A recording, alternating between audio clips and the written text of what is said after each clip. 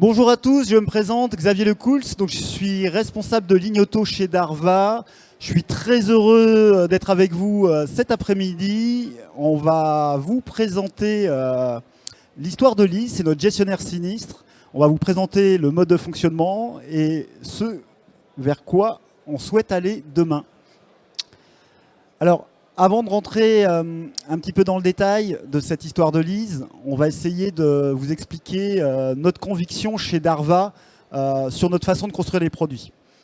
Alors nous, ce qu'on pense, c'est que les utilisateurs chez Darva, ils sont tous différents et que, en fonction de ce qu'on a envie de faire, on a besoin de comprendre leur mode de fonctionnement.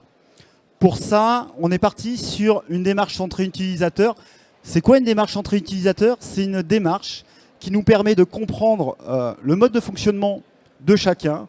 Dans notre contexte, on est dans le monde automobile, dans le monde du sinistre automobile. Donc on parle des réparateurs, on va parler des gestionnaires, on va parler des recycleurs. Toute une famille autour de cet écosystème qu'on va vous présenter aujourd'hui. L'élément qui est important en fait sur cette construction de produits, c'est de comprendre l'histoire. Au-delà de créer des cartographies des irritants, des fonctionnements de chacun de nos utilisateurs, on a besoin de comprendre comment se passe la journée d'un utilisateur type. Et la journée d'un gestionnaire sinistre, ce n'est pas du tout la même que la journée d'un réparateur. Et ce qu'on pense, nous, c'est que pour pouvoir bien identifier, il ne faut pas parler fonctionnalité, il faut parler parcours. Et pour parler des parcours, on a besoin de les matérialiser. Et pour pouvoir les matérialiser, comment on fait? C'est simple. On se rend directement chez l'utilisateur et on discute avec lui et on lui raconte toute cette histoire. L'histoire que je vais vous raconter aujourd'hui, c'est l'histoire de Lise. Lise, c'est notre gestionnaire sinistre et on va essayer au départ par une petite vidéo d'1 minute de vous montrer ce mode de fonctionnement et après on rentrera un petit peu dans le détail de cette histoire de Lise. Je vous laisse regarder cette petite vidéo. Un petit peu avant ça,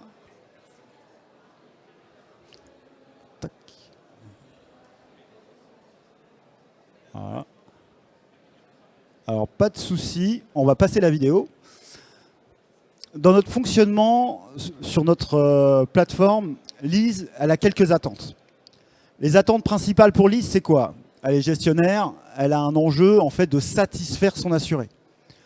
Comment? Elle va lui remonter des informations en temps réel, elle va être capable de réduire son délai d'interaction avec son utilisateur, et c'est le premier niveau de satisfaction qu'elle doit mettre en place. Ensuite, avec Lise, il y a un enjeu d'efficacité opérationnelle. Aujourd'hui, on est dans un monde où on souhaite avoir l'information rapidement, avoir beaucoup de réactivité, et pour ça, on a un souhait de mettre en place une solution qui permette très rapidement de pouvoir traiter ces tâches administratives le plus rapidement possible. Puis après, il y a un enjeu de maîtrise du dossier. Lise, elle a besoin d'être très au clair sur le niveau d'information des réparations. Elle a besoin de savoir à quel état, finalement, est-ce que le véhicule est réparable, est-ce que le véhicule est bien en capacité d'être réparé dans des délais acceptables pour le client. Et c'est aujourd'hui ce qui doit faire partie de son enjeu. Chez Darva, on a une vision pour pouvoir lui mettre ça à disposition, c'est la mise en place du D360. Le D360, il a déjà été présenté parmi de nombreux de mes collègues. Le fonctionnement, il est simple. Il est d'agréger l'ensemble des informations de notre écosystème, aussi bien de l'assuré, de l'expert, de recycleur, au sein d'un dossier qui va permettre à Lise de pouvoir suivre toutes ces informations et d'avoir toutes ces informations centralisées au même endroit.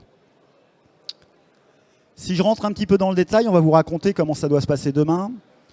Lise, elle a deux cas.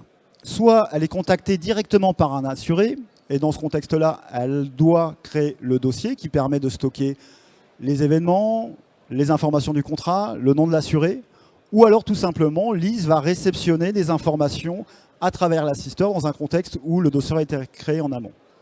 Première étape pour Lise, je crée le dossier. Une fois qu'elle a créé son dossier, la prochaine étape pour Lise, c'est d'interagir avec ses différents prestataires. Une fois que j'ai créé mon dossier, qu'est-ce que je fais? Je choisis un réparateur. Le choix du réparateur, il est soit à la main de l'assuré, principalement, ou alors, Lise peut très bien décider de le solliciter directement à travers notre plateforme et contacter, par exemple, un réparateur agréé. Une fois qu'elle a pu contacter ça. Prochaine étape pour Lise, tout simplement, on est dans le monde du sinistre automobile. On a le devoir de contacter un expert pour identifier le niveau de détail. C'est la deuxième étape pour Lise. Lise, elle a contacté d'abord le réparateur. Étape suivante, elle contacte l'expert. L'expert, elle a l'information en temps réel. Et tous ces éléments se retrouvent dans le dossier. On n'est plus à regarder, à contacter d'abord l'expert, d'abord le réparateur. Non, très concrètement, les informations sont mises à disposition automatiquement par l'expert et pourquoi pas récupérées par le réparateur le cas échéant. Une fois que ces éléments sont mis à jour dans le dossier 360, c'est vraiment la pierre angulaire de notre solution. Il faut imaginer que c'est un conteneur d'informations qui peut être partagé en fonction d'un niveau d'habilitation à d'autres acteurs. On pense principalement à l'assuré. Effectivement, c'est important de savoir où en est l'expertise sur son véhicule et ça n'intéresse pas que Lise, ça intéresse aussi notre assuré. Et ensuite, pourquoi pas, en fonction de la gravité des dommages, mettre à disposition l'ensemble des informations collectées à notre recycleur automobile. L'enjeu derrière ça, c'est quoi? C'est je suis recycleur, j'ai besoin de collecter un certain nombre d'informations. Les informations sont déjà disponibles sur le D360. Elles ont été collectées, c'est juste un enrichissement. Et tout simplement, au fur et à mesure du parcours, lead va décider ou pas de partager ces informations. Dans notre cas, on est sur le suivi de la prestation d'expertise. En règle générale, lorsqu'on fait une déclaration de sinistre, ça se passe en un seul appel. Cependant, parfois, on peut avoir un certain niveau de difficulté. Et on a besoin d'avoir un certain niveau de compréhension et de suivi sur le dossier. Par rapport à ça, nous, ce qu'on a imaginé côté d'Arva, c'est qu'on va matérialiser finalement le détail de la prestation d'expertise sur différents cas concrets. Et Lise se retrouvera notifiée par l'expert dans la mesure où il y a par exemple un écart entre ce qui a été constaté et ce qui a été, pourquoi pas, déclaré. De plus, ce qu'on imagine, nous, dans le dossier 360, c'est que dans la mesure où on est capable de collecter un certain nombre d'informations de tous ces prestataires, on pourra mettre en avant, on a eu une présentation ce matin, par exemple, le bilan carbone de la réparation. Tout ça se retrouve dans notre D360. On n'est plus dans un mode de fonctionnement où Lise a besoin de collecter des informations à gauche, à droite. Pour Lise, c'est simple. Elle collecte toutes ces informations, elles sont toutes agrégées au même niveau. Ce n'est pas de la science-fiction, ça va arriver très bientôt. Qu'est-ce qu'on fait en ce moment sur cette matérialisation du D360 ? Aujourd'hui, on est en train de construire les fondations. On a construit tout un socle technique sur lequel on est capable finalement d'enrichir toutes les données qui transitent par Darva dans ce concept D360. On est sur une toute première étape et nous, notre vision côté Darva, c'est d'abord de mettre à disposition ces informations en consultation.